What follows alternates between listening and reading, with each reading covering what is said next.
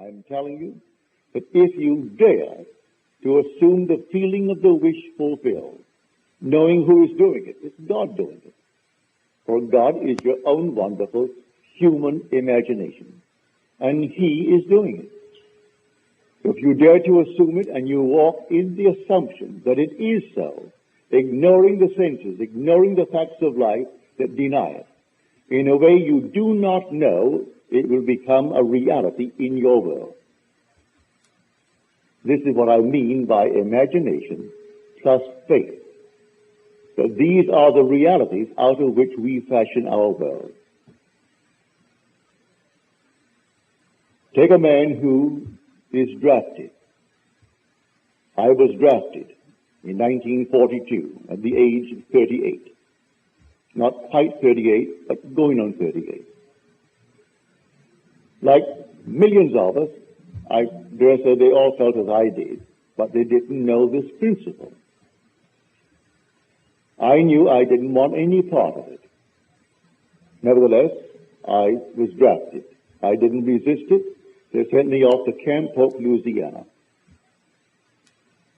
And after 3 months in boot training, I decided I would do something about it by applying this principle.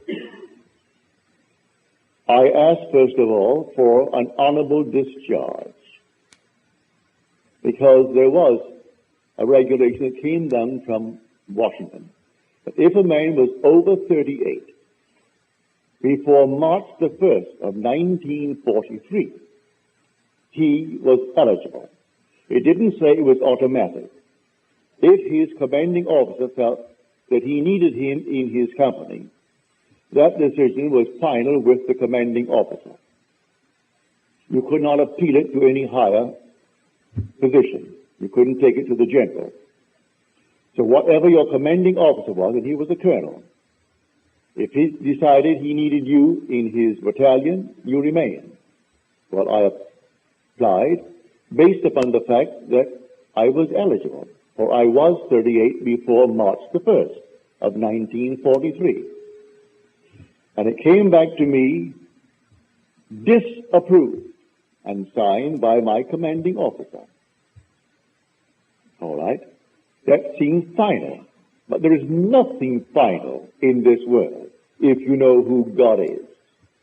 If you know that your own wonderful human imagination is God, you do not accept anything on the outside that is in conflict with your wonderful desire. So I desired to be honorably discharged out of the army and doing the work I'm doing now, for I did it before. I want to return to that work.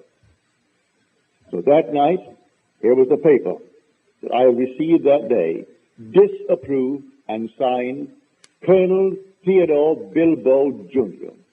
His father was Senator Bilbo of Mississippi. As I retired in my barracks with all these men around me, I assumed I was in my own apartment in New York City. I knew it well. I left a wife and a little girl only a few months old when I was drafted.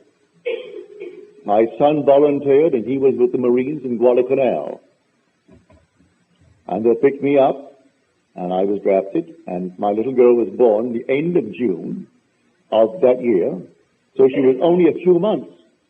And I had a wife and a little girl, and so I imagine I am home. My wife is in that bed, I'm in this bed, and my little girl is over there in the crib. And then I simply assume I am walking through the apartment. It was a nice 7-room apartment. And I walked from room to room and touched the objects, and they all seemed so familiar. And I looked through the window and I saw Washington Square. And I looked to my right and I saw 6th Avenue. And then, having gone all through the place, I simply returned to my bed and settled in it all in my imagination. But I gave it the tones of reality. I gave it sensory vividness. I made it so real that it seemed to me I'm actually in my apartment in New York City. But I made quite sure I was not there on furlough. I was there because I was honorably discharged. No furlough, not going back. Well, 4 o'clock in the morning, before my eyes came a sheet of paper. It looked like the sheet that I got from the colonel, where it was disapproved. And as I looked at it, a hand came out from here to the hand and held a pen. And it scratched out the word disapproved. And it wrote boldly in script, approved. And then the voice said to me, that which I have done, I have done. Do nothing. I woke, and all the boys had sound asleep. I remained because I couldn't break their sleep. I remained until that very moment when I could go down and shave and clean before anyone else did, which I did. And this thing is permeating my entire brain, what happened to me that night.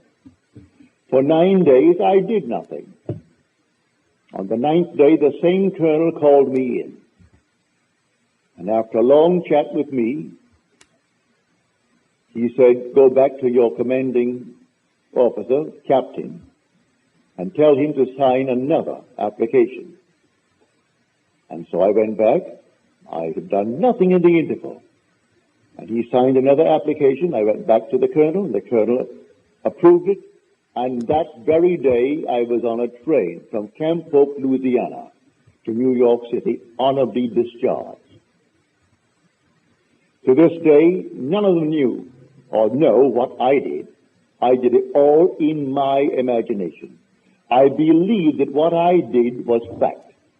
I believed that my imaginal act creates facts, and therefore I actually lived in my apartment, and I was not any longer a soldier.